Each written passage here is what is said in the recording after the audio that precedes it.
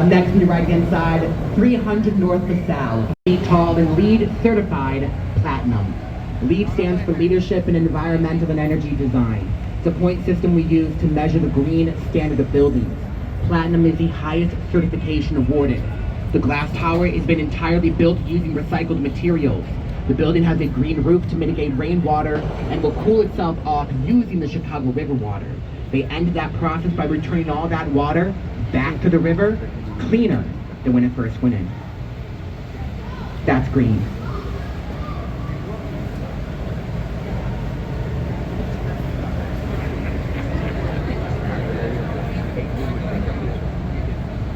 Up next on your right-hand side, ladies and gentlemen, you are correct in your first assumptions. This building is big. This is the Merchandise Mart, 1931, Graham Anderson, Probst and White, great example of Art Deco.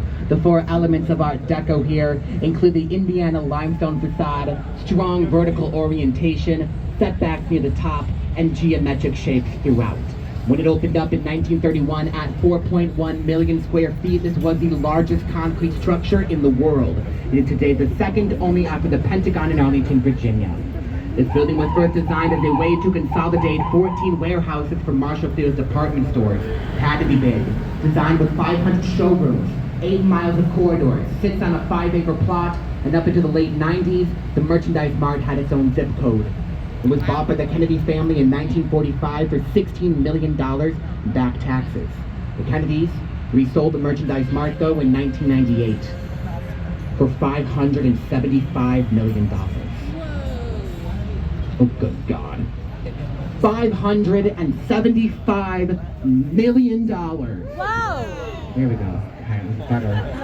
So that the first time half of you looked at me like you just put a bid in on the building. God, are we from Manhattan? 5 square miles of our city destroyed. And needless to say, we were pissed.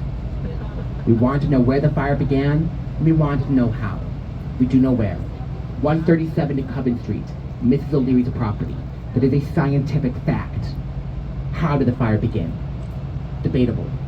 I'm sure a lot of us are familiar with the urban legend that says Mrs. O'Leary went out to milk a cow at night. The cow was spooked by something, and knocked over the lantern.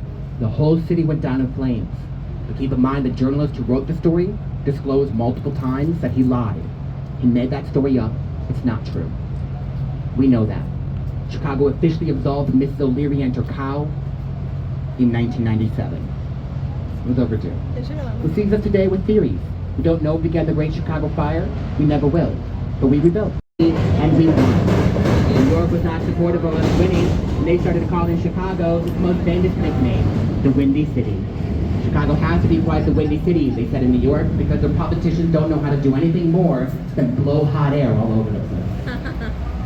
Alrighty, back into architecture. Off on your right-hand side, the Upside Down building. 150 North Riverside Plaza has a footprint only 40 feet wide due to river restrictions on the east and 7 active subterranean railroad tracks in the west. The wind pushes to the west, the water moves to the east.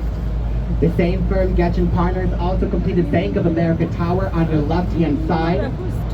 You notice this cantilevering portion to accommodate for river restrictions while still embracing the location with a riverwalk, subterranean cafe, balconies, and a zigzag facade taking gorgeous river location views.